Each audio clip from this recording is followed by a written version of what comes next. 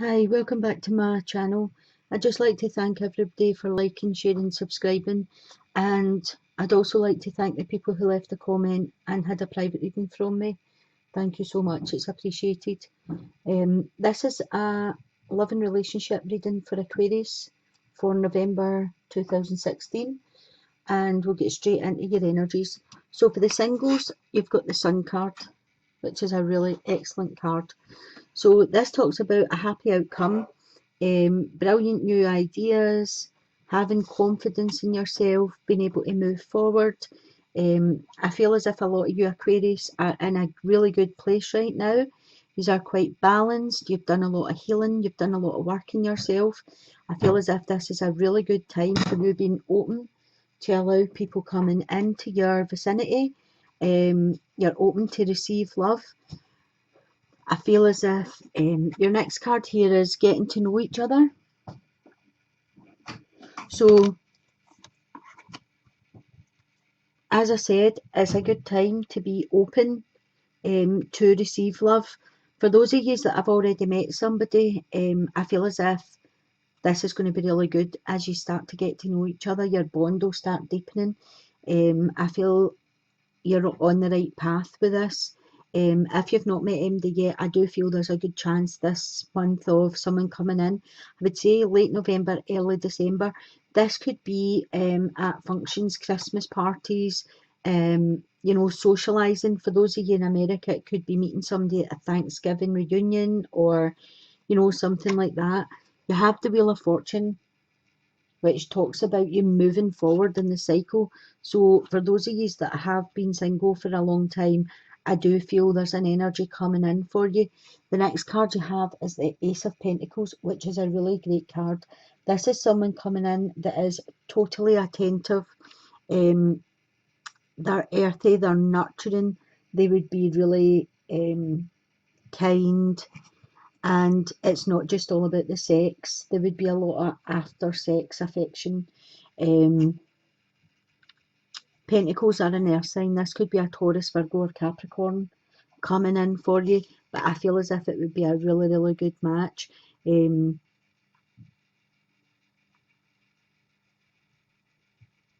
For those of you, I feel like some of you are wanting love to come in, but you aren't open for it. And for those of you that aren't open for it, I feel like these chances are going to be there for the taking, but you need to look for them.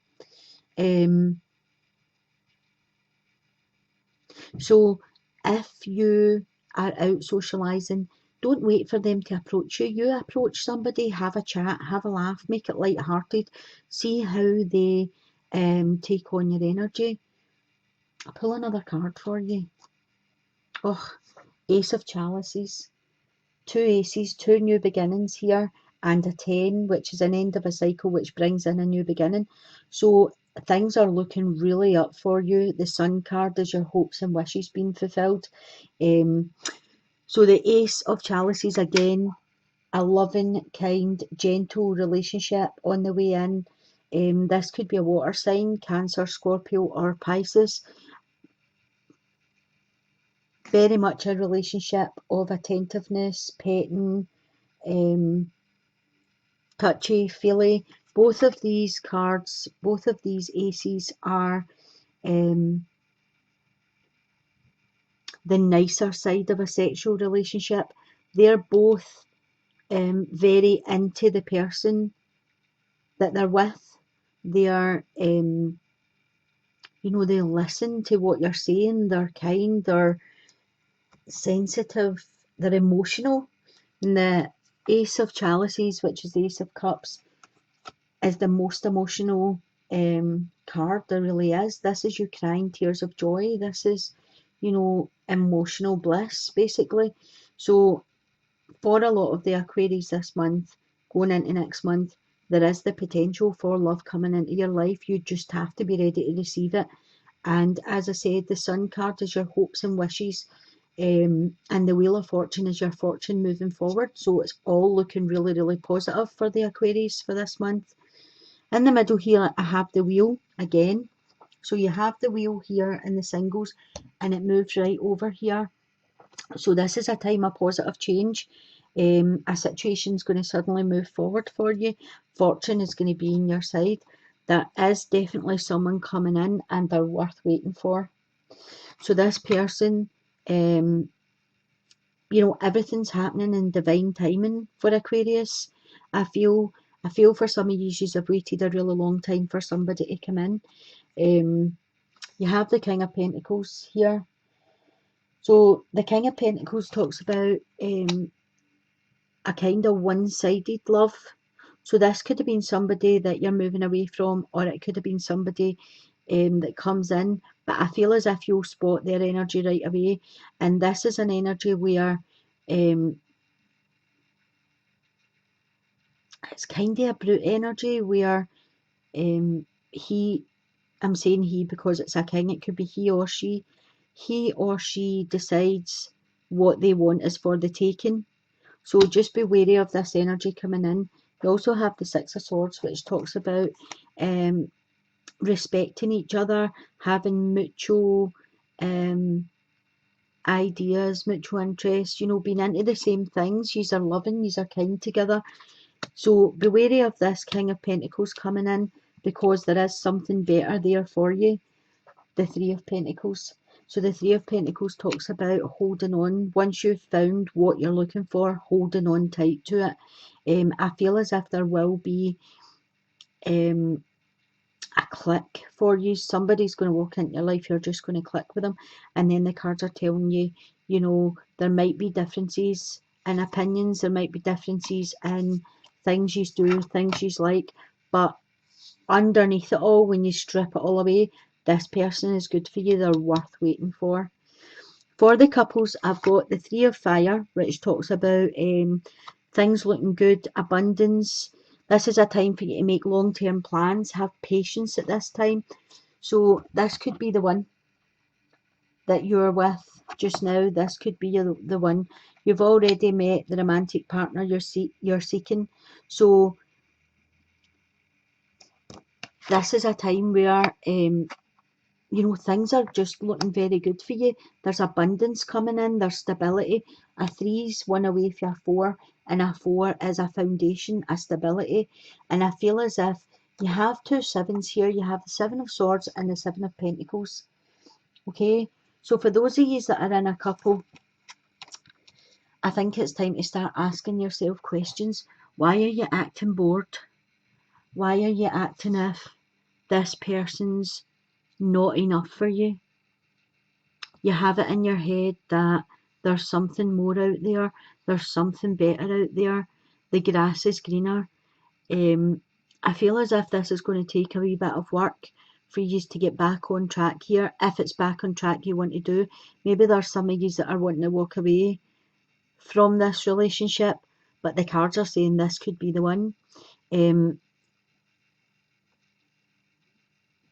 The number 7 talks about reflection. It talks about motives, talks about things being in perfect order, observation. Take a look at what's missing in your life.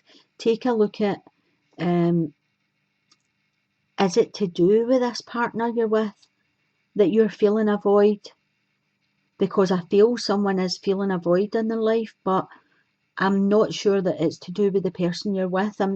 I think for some of you it's to do with your own life. This is about looking inside and seeing what's missing for you. But one of you is acting bored in this relationship or uninterested. The next card you have is the Hanged Man. So for some of you that are in a relationship with a male, this could speak of him having problems in the bedroom. There could be some impotency there. But I feel as if you are patient and kind and gentle, this will sort itself out. I don't know if some of you are feeling, if this is a man listening to this, I don't know if you're feeling as if your partner's acting uninterested and that's why this is happening to you. quite a lot of it is usually just about thoughts and, you know, making things worse than they are. But I feel as if this whole situation is about patience. For some of you, I feel as if there's been a temporary pause in your relationship for something. I don't know if something happened or if there was something going on out with your relationship, work, home, you know, other family members or something, but there's been a temporary pause in your relationship.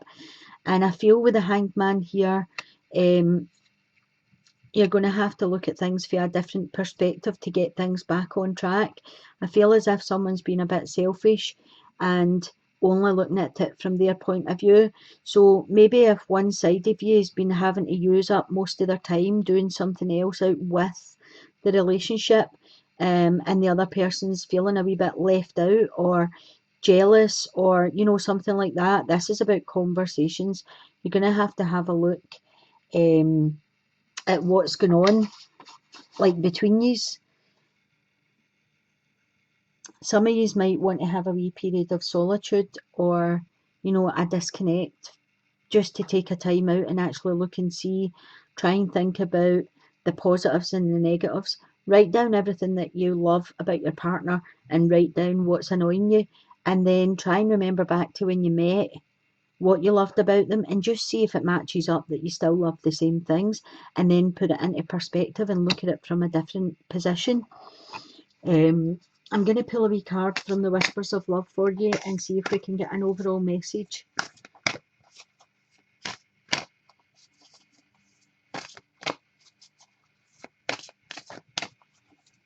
Let's see what wants to come out here.